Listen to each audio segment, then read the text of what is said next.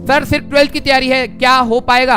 और हमारा तो सर वेस्ट हो गया बहुत सारा 11th। We have a lot of backlogs in class 11th। एक साल खराब हो गया पूरा यार, 11th वेस्ट हो चुकी है पूरी। 11 वेस्टेड 11 वेस्टेड 11 वेस्टेड। तुमको मौका दिया गया, जितने बैकलॉग्स थे उतने के उतने ही पड़े हुए हैं, टेस्ट में नंबर इंक्रीज नहीं हो रहे। अब 11वीं के जब तक वो चैप्टर्स ना हो तब तक 12वीं स्टार्ट नहीं कर सकते। 11th खत्म होने को जा रहा है और एक साल के बाद जेई है। आईआईटी में हर साल 10 लाख से ज़्यादा बच्चे एग्ज़ाम देते हैं और धीरे धीरे ये नंबर 15 लाख की तरफ जा रहा है।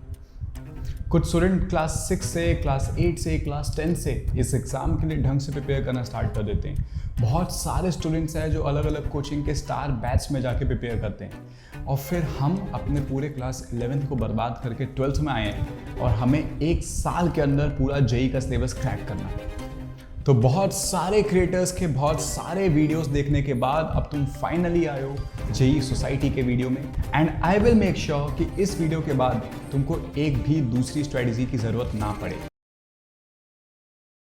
लौट कर बुद्धू घर पर आए। तो सुनो, मैं तुमको इस वीडियो का कंटेंट बता देता हूँ होने क्या वाला है। नंबर 1, हम लोग डिस्कस करने वाले हैं कि 11 to 12 को साइमल्टेनियसली करते हुए हमें थ्योरी कहाँ से करनी है, क्वेश्चंस कहाँ से करने हैं, क्योंकि हम टाइम वेस्ट नहीं कर सकते हैं अलग अलग जगह से थ्योरी और क्वेश्चंस करके। और जो करना है उसमें टाइम कितना देना है, कितना टाइम क्वेश्चंस को और कितना टाइम थ्योरी को देना है। Secondly, we are going to discuss कि नोट्स कैसे बनाने हैं, टॉपर्स नोट एग्जैक्टली दिखते कैसे हैं। And thirdly, we are going to discuss कि भैया अगर ये सारी चीज़ें मैंने फॉलो की तो लास्ट में जेई पॉसिबल है कि नहीं, अगर है तो अराउंड कितना एक्सपेक्ट कर सकते हैं। एंड ट्रस्ट मी, ऑनेस्टली बताऊंगा, मजाक नहीं करेंगे। देखो, सबसे पहले थ्योरी को ब्रेक डाउन करते हैं। सबसे पहला आता है ऑनलाइन रिसोर्सेज, दूसरा आता है ऑफलाइन रिसोर्सेज। तुम इन दोनों में से किसी को भी प्रीफर कर सकते हो। मैं ऑनलाइन को प्रीफर करता हूँ। टीचर आता है, कंसाइजली तुमको अच्छे से सारी बातें बताता है, क्वेश्चन भी सॉल्व करवाता है, ईजिली हो जाता है, इंटरेक्टिव वे। अगर तुमको सेल्फ स्टडी में ज़्यादा मज़ा आता है, बुक्स को देख के ज़्यादा खुद सॉल्व करने का मन करता है, तो तुम ऑफलाइन मेथड में जा सकते हो। मैं तुमको दोनों के रिसोर्सेज बता देता हूँ। ऑनलाइन में सबसे पहला क्वेश्चन आता है कि भैया वन शॉट्स को प्रीफर करें या फिर लेक्चर सीरीज को। इसके ऊपर एक अलग वीडियो बन सकता है, बट क्रक्स बता दूं तुमको तो वन शॉट ही सबसे बेस्ट वे है। क्यों वन शॉट सबसे बेस्ट वे है तुमको आगे पता चलेगा। अगर मैं तुमको ऑफलाइन रिसोर्सेज का बताऊं तो थ्योरी को तुम 2 तरीके से कर सकते हो। पहला, मुझे सिंगेज पसंद है। सिंगेज में तुमको इलस्ट्रेशंस बहुत अच्छे से देते हैं, थ्योरी को भी कंसाइज तरीके से देते हैं, ज़्यादा टाइम वेस्ट नहीं करते हैं। इवन तुम्हारी कोचिंग की मॉड्यूल भी बहुत अच्छी है। तुम इन दोनों में से किसी एक को चूज़ करो और उसके साथ स्टिक करो पूरे जर्नी में। और सेकंड क्वेश्चन ये आता है कि मुझे टाइम किस में कितना देना है। तुमको ना ऑलमोस्ट कोशिश करना है कि तुम थ्योरी में सिर्फ 20% या 30% ही टाइम दे रहे हो, तुमको बचा हुआ सारा टाइम क्वेश्चन सॉल्विंग में देना है। दैट्स द रीज़न मैं तुमको लेक्चर सीरीज देखने के लिए डिस्करेज करता हूँ, क्योंकि उसमें बहुत ज़्यादा टाइम चला जाता है और हम सिर्फ थ्योरी ही करते रह जाते हैं। समझो कि तुम्हारे फाइनल एग्जाम में सवाल आने वाले हैं, थ्योरी नहीं आने वाली है, तो तुमको थ्योरी में थोड़ा बहुत टाइम देना है। बचा हुआ सारा टाइम तुमको अच्छे से इलस्ट्रेशन सॉल्व करने हैं, तुमको सॉल्व एग्जाम्पल करने हैं। अगर तुमसे क्वेश्चन एक बार में सॉल्व नहीं होते हैं तो यूट्यूब पे सॉल्व एग्जाम्पल की सीरीज देखो जिसमें टीचर सॉल्व कर रहे हैं, इसके बाद सॉल्व करो। बट ट्राई योर बेस्ट कि तुम्हारा अराउंड 70 to 80% टाइम सिर्फ क्वेश्चन सॉल्विंग में ही जा रहा हो। And in terms of question solving, trust me, ये एक ऐसी चीज़ है जो जनरली कोचिंग टीचर्स भी नहीं बताते हैं। Your number 1 source is going to be your PYQs। ये देख के मुझे अच्छा लगता है कि कोचिंग वाले अपने कोचिंग को प्रमोट करते हैं और बोलते हैं कि मॉड्यूल में जो लास्ट में 10-15 सवाल है उन्हीं को सॉल्व कर लेना, but that's the wrongest way of doing PYQs। PYQ book को खरीदो और खुद PYQ सॉल्व करो। अगर तुम उनको सॉल्व कर लेते हो, उसके बाद कोचिंग मॉड्यूल या सिंगेज या किसी और किताब को सॉल्व करते हो, that's a much better approach. तुम्हारे सारे दोस्त सबसे पहले कोचिंग मॉड्यूल को कर रहे होंगे, you don't have to do that. Do PYQs first.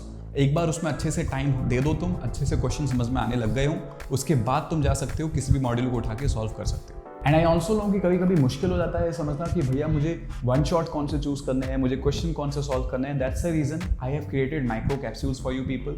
Micro capsules में ना एक मेंटर आता है इन अ रिकॉर्डेड वे और वो तुमको बताते हैं कि इस पर्टिकुलर चैप्टर में किस टाइप के सवाल पूछे जाते हैं, थ्योरी में कौन सा पार्ट इंपॉर्टेंट है, वन शॉट कौन सा देखना है वो भी दे दिया जाता है, क्वेश्चंस कौन सा सॉल्व करने हैं वो भी दे दिया जाता है, ताकि तुमको अपने बैकलॉग वाले चैप्टर के लिए वापस NCERT कोचिंग मॉड्यूल्स और अलग अलग किताबों को ना खोलना पड़े।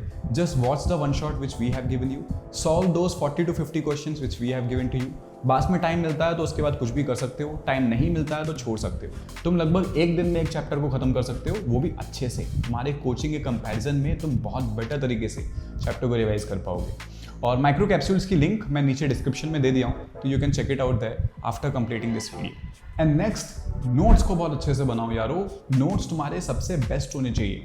कुछ लोग होते हैं जो नोट्स बनाते ही नहीं है, या फिर कुछ लोग होते हैं जो नोट्स किसी से उधार ले लेते हैं या फिर दोस्तों के नोट्स को पढ़ना प्रेफर करते हैं। That is wrong, that is completely wrong. तुमको अपने नोट्स खुद बनाने हैं, खुद बैठो, क्लास में जो पढ़ाया जा रहा है उसकी थ्योरी को लिखो।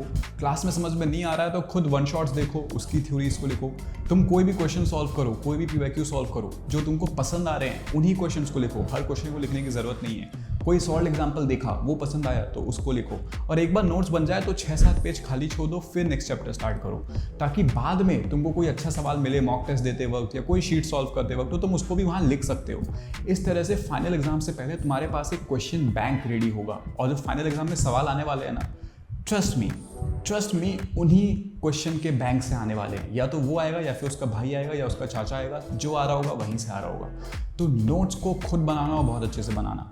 जो चैप्टर्स के नहीं बनाए हैं उसको तुम अभी खुद बना सकते हो, बट ज़्यादा प्रेफरेंस दो आगे आने वाले चैप्टर्स के, और उनके नोट्स बहुत अच्छे से बनाओ। और अब आते हैं कि भैया ये सब फॉलो करने के बाद मेरा जेई पॉसिबल है कि नहीं, क्या मेरा IIT Bombay top IIT possible है कि नहीं। तो चलो इसको इस तरह से देखते हैं।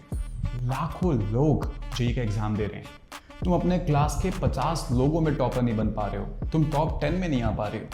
तो जब तुम यहाँ टॉपर नहीं हो तो तुम उन लाखों लोगों के साथ कंपटीशन में फाइनल एग्जाम में कैसे टॉपर बन पाओगे।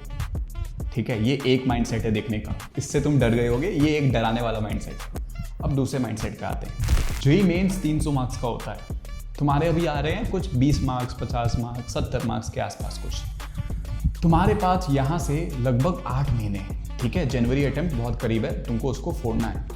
इन 8 महीने के अंदर तुमको अपने मार्क्स को लगभग 50 से लेके 200 तक लेके जाना है। फिर तुम दुनिया को भूल जाओ। अगर तुम्हारे मार्क्स 200 तक चले जाते हैं तो there will be a time कि लोग टॉपर्स तुमसे टिप्स लेने आएंगे कि भाई इतने तक कैसे चले गए। अब सुनो, 8 महीने लगभग 250 दिन। 250 दिन के अंदर तुमको 50 से लेके 200 तक जाना है। 250 दिन में 150 मार्क्स बढ़ाने हैं। हमें डेली अराउंड 1 मार्क्स बढ़ाने हैं। हम अगर कुछ ऐसा कर पाएँ, जो गलती हमारी डेली हो रही है बस उसको ठीक करना है। जो नेगेटिव्स हो रहे हैं उनको नहीं होने देना है, जो सिली मिस्टेक्स हो रहे हैं उनको नहीं होने देना है, जो कंसेप्ट समझ में नहीं आ रहा है बस उसको समझ लेना है। डेली बस एक नया कंसेप्ट सीखना है ताकि एग्जाम में वो गलत ना हो। हम बस इसको कर पाते हैं। तो खुद कैलकुलेट करो, तुम्हारे 300 मार्क्स आ रहे होंगे, 200 भी नहीं, और उससे रैंक क्या आ रही होगी, AIR1। तो जितने भी तुम थंबनेल्स देखते हो, गेट बिलो 100, गेट AIR1, इसकी रियल साइकोलॉजी तुमको यहाँ पता चल रही है। तुमको कुछ भी नहीं करना है जो तुमको दूसरे बता रहे हैं, तुमको बस वो एक चीज़ करनी है जो मैंने तुमको अभी बताई।